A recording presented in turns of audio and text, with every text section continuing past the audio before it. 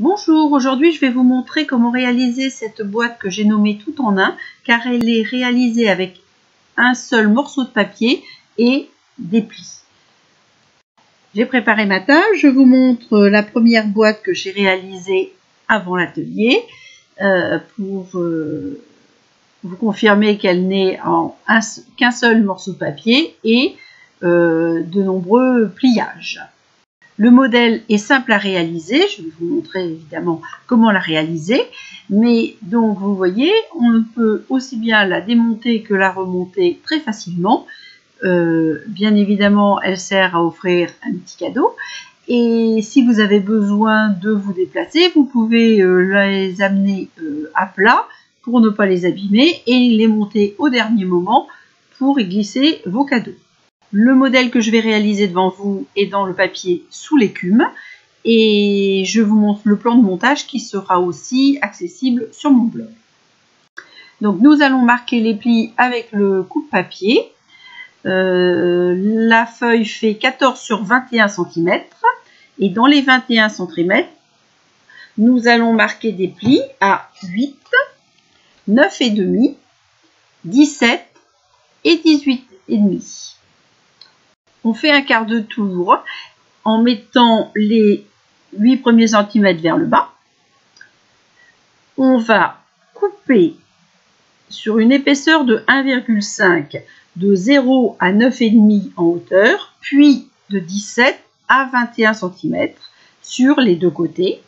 Et on va marquer un pli de 9,5 à 17 cm sur les deux côtés. Puis, sur une profondeur de 3 cm, nous allons marquer un pli sur toute la hauteur des 21 cm, toujours des deux côtés.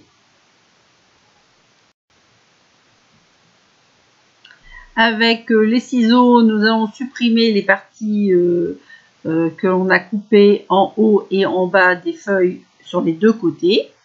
Et nous allons enlever une partie supplémentaire au niveau du rabat de 2,5 cm qui se situe en haut et qui servira à la fermeture de la boîte. Vous voyez justement la partie que je supprime en ce moment. Donc bien évidemment, on fait exactement la même chose d'un côté comme de l'autre. Et ensuite, on va pouvoir marquer les plis bien fortement. Je débarrasse mon plan de travail pour pouvoir être plus à l'aise pour marquer ces plis. C'est toujours plus agréable de travailler avec un emplacement dégagé. Donc, nous marquons bien tous les plis dans tous les sens. Avant de prendre une perforatrice que j'aime beaucoup et qui s'appelle Trio Détaillé. Elle permet de faire des petites folioles, des arrondis, des passages de ruban ou pour faire des tags. Je pense que c'est un très bon investissement. Bon, nous aujourd'hui, ce qui nous intéresse, c'est les arrondis et je vais arrondir l'ensemble des rabats de cette boîte. Donc j'ai débuté par le rabat de fermeture et ensuite je fais les rabats latéraux. Donc je ne sais pas si vous avez remarqué, je plie le papier pour qu'il ne gêne pas dans la perforatrice et qu'on puisse le glisser correctement au fond du cadre réservé pour une perforation optimale.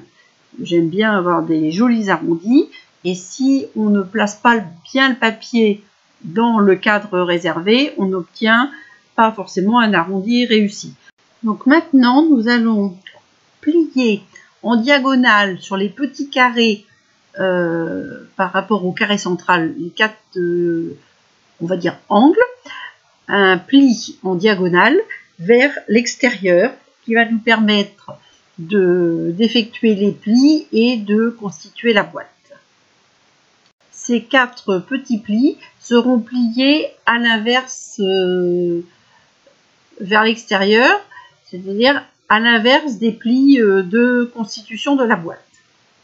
Donc voilà, ils sont faits. On va libérer une nouvelle fois le plan de travail en enlevant le coupe-papier. et on va marquer l'ensemble des plis pour former la boîte. Alors il arrive qu'il faut enlever un petit millimètre dans le rabat pour une plus grande facilité de fermeture de cette boîte. Là c'est le cas, donc avec les ciseaux on enlève un petit millimètre de chaque côté du rabat arrondi et de ce fait tout va fermer avec beaucoup plus de facilité que dans la première version sans avoir enlevé ce petit millimètre de chaque côté. Voilà, donc nous allons maintenant nous préparer à la décoration de cette boîte. Donc je vais chercher un crayon à papier. Voilà, c'est chose faite. Donc je vais marquer des petits dés dans les parties qui seront à décorer, c'est-à-dire les 4 côtés de la boîte et la partie supérieure. Pour les 4 petits côtés, il faut 2 morceaux de 1 cm sur 7,5 cm et 2 morceaux de 1 cm sur 7,5 cm que je vais coller sur les 4 côtés de la boîte comme je vous le montre à l'instant. Il semblerait que je me sois trompée en préparant mes papiers, donc j'enlève le petit demi-centimètre en trop pour pouvoir réaliser ma décoration de boîte correctement et en parfaite symétrie. Voilà, donc je fais bien évidemment les 4 côtés. Et je vais ensuite passer à la décoration de la partie supérieure, pour laquelle j'ai utilisé un papier tellement velin qui est en cadeau Celebration pour la deuxième partie, donc depuis début mars, que vous pouvez obtenir pour 60 € d'achat hors taxe, et qui est décliné en 3 couleurs, sous l'écume, piscine party et plume de parme. Dès que j'ai fini cette décoration, je vous présente justement ces velins colorés et embossés tel un plumetis, car ils ont un rendu vraiment magnifique. Personnellement, je les apprécie beaucoup.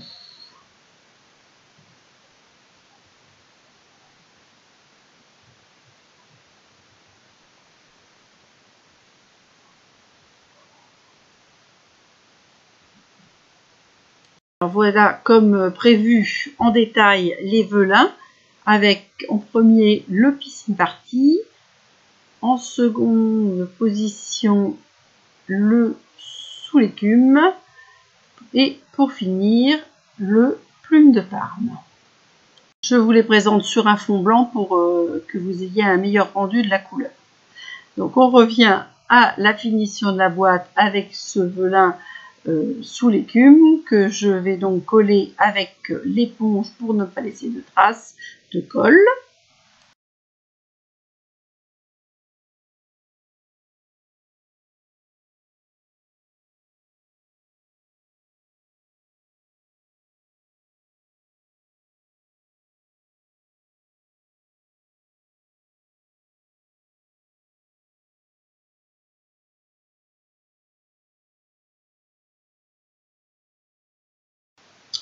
Voilà, c'est fait. Donc ensuite, j'ai choisi pour la décoration de réaliser une étiquette avec les tampons qui s'appelle étiquette en éclosion, coordonnée avec la perforatrice étiquette adorable.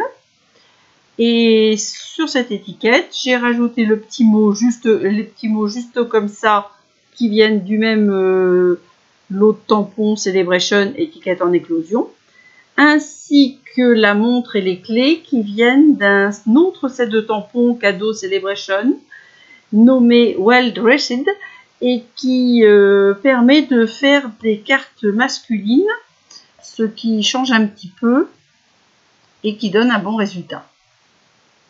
Donc les tampons que je viens de citer, tout comme les papiers tellement velins, sont des cadeaux Celebration qui viennent de sortir le 3 mars et qui s'arrêtent le 31 mars. Donc je vous conseille de commander très rapidement maintenant pour pouvoir les obtenir. Pour cette étiquette, j'ai utilisé les couleurs macaron à la menthe et sapin ombragé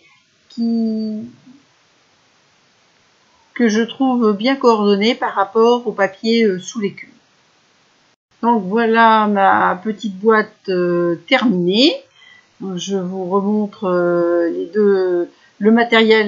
l'ensemble du matériel utilisé et puis les deux boîtes réalisées, une en plume de Parme et une en sous l'écume. Il est possible de les réaliser dans tous les formats. Et à ce sujet, je vous montre un modèle beaucoup plus grand que j'ai réalisé avec les papiers miel doré et l'adorable petite coccinelle. J'espère que ça vous aura plu et je vous dis à très bientôt.